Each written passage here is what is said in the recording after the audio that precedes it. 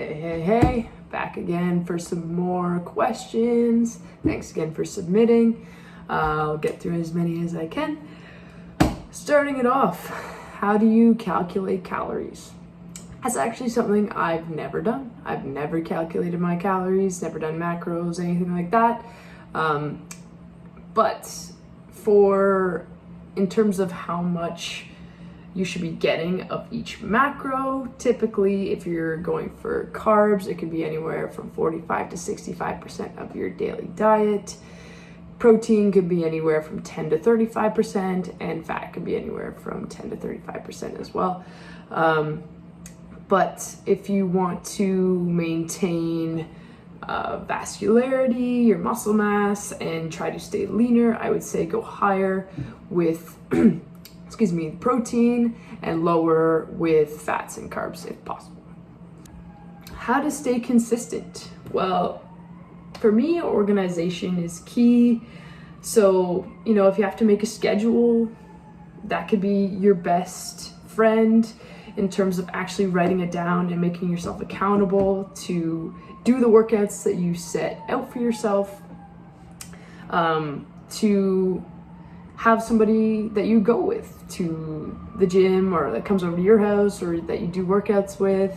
Having somebody that you have to be accountable to can be helpful for that. So keeping you consistent, like maybe you're having a tough day and they're like, no, let's go hit the gym. And you're like, okay, let's go.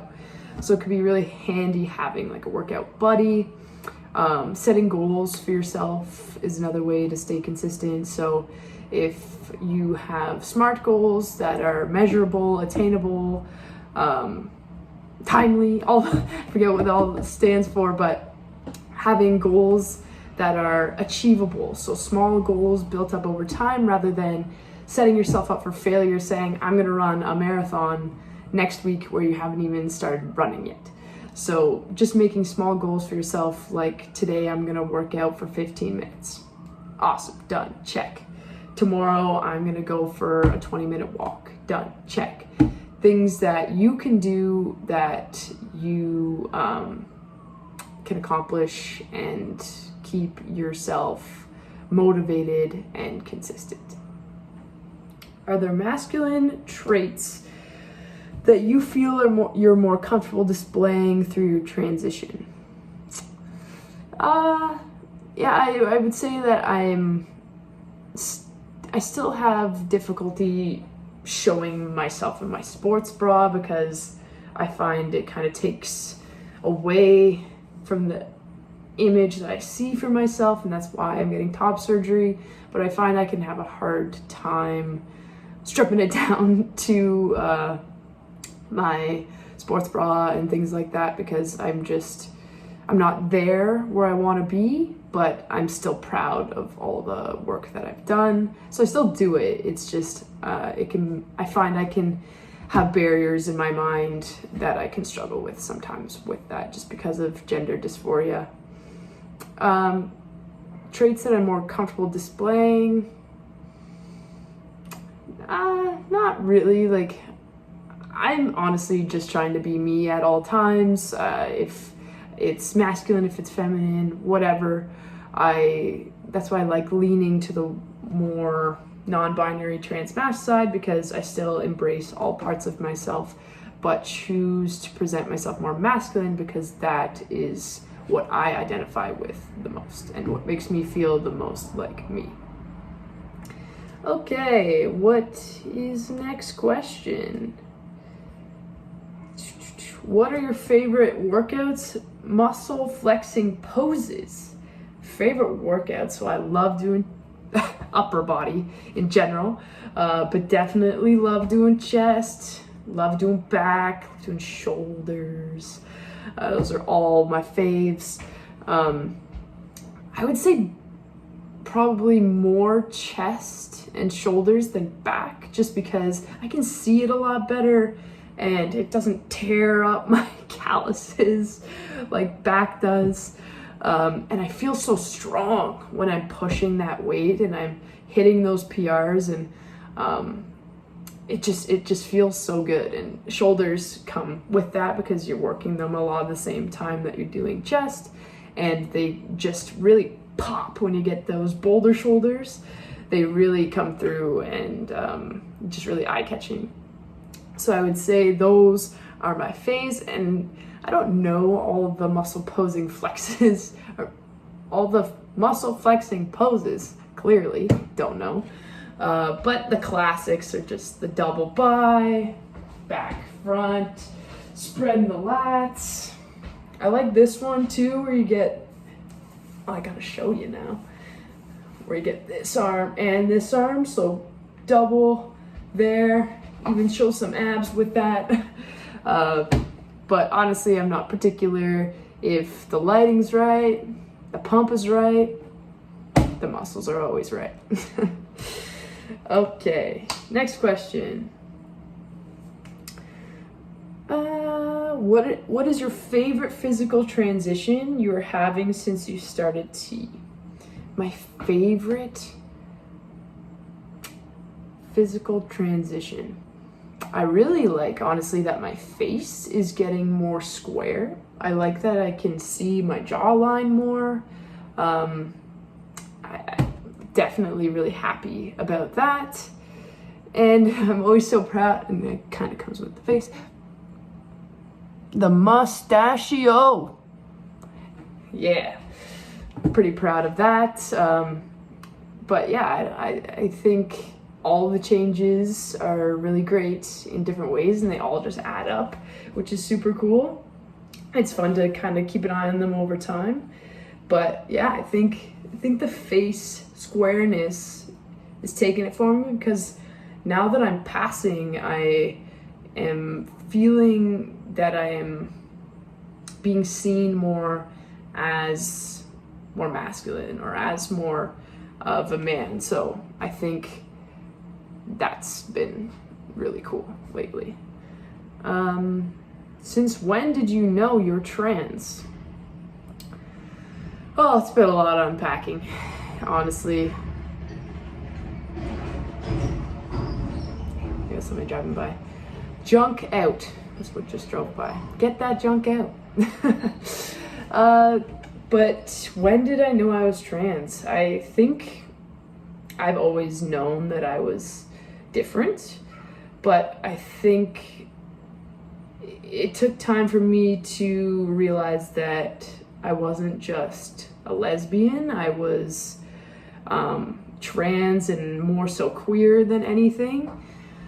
That was probably within the last few years. I think I was just comfortable earlier accepting that I was just lesbian, but then the more I embraced my masculinity, started dressing how I felt more confident, which was in more men's clothes, as I cut my hair, as I started thinking more about testosterone, as I kept working out and built a more masculine physique, or just a stronger upper body, more V-line physique, which is typically more seen on men, the more I felt like me. So as a lot of people did, I think during COVID, I unpacked a lot to do with my gender and sexuality. So within the last few years is when I knew that I was trans, or I was on the trans spectrum, non-binary spectrum.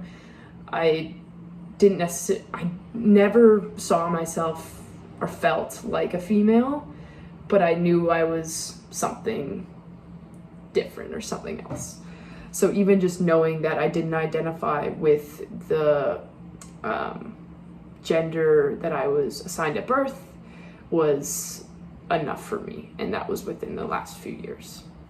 And there's no guide for any of this, there's no timeline, there's no nothing, and this is why it's so beautiful, is everyone's experience is so different, and may do things in different orders, or may do one thing and not another. Like, I think that's the coolest thing about writing your own story and taking your own pathway, is you don't have to do anything. You can write your own, which is the most liberating and best feeling. Next question. How would you like your beard to look? That's a good question. I have to grow it first. I need to, see what it looks like. I've always been a fan of the stubble when people have stubble, so maybe that's something I'm going for. But I feel like I'll also go through phases where I try different looks and just see what I like the most and go from there.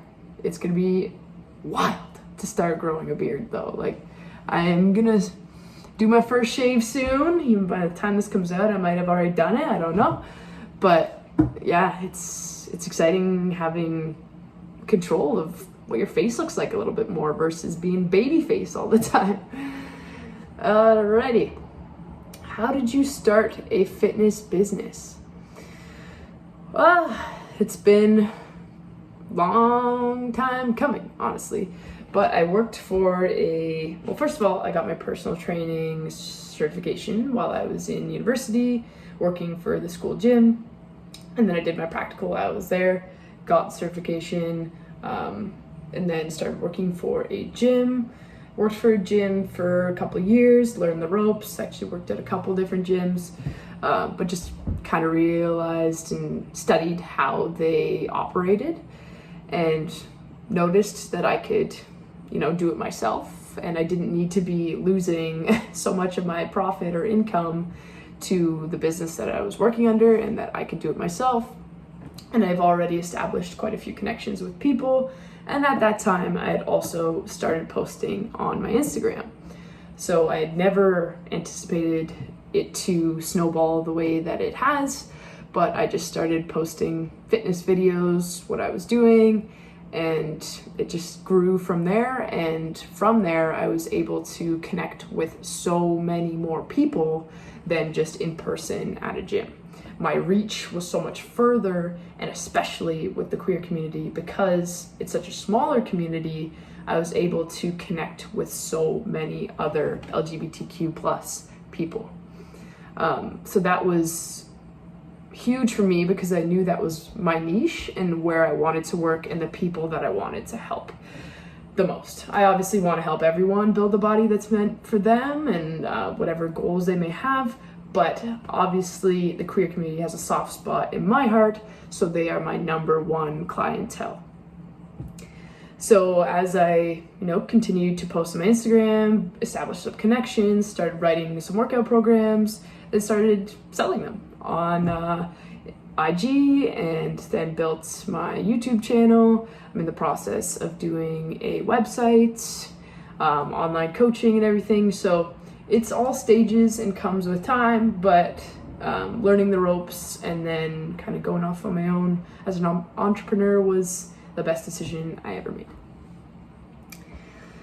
Next question, we only have a few left, but are you doing any voice training? Also, any changes in height or foot size?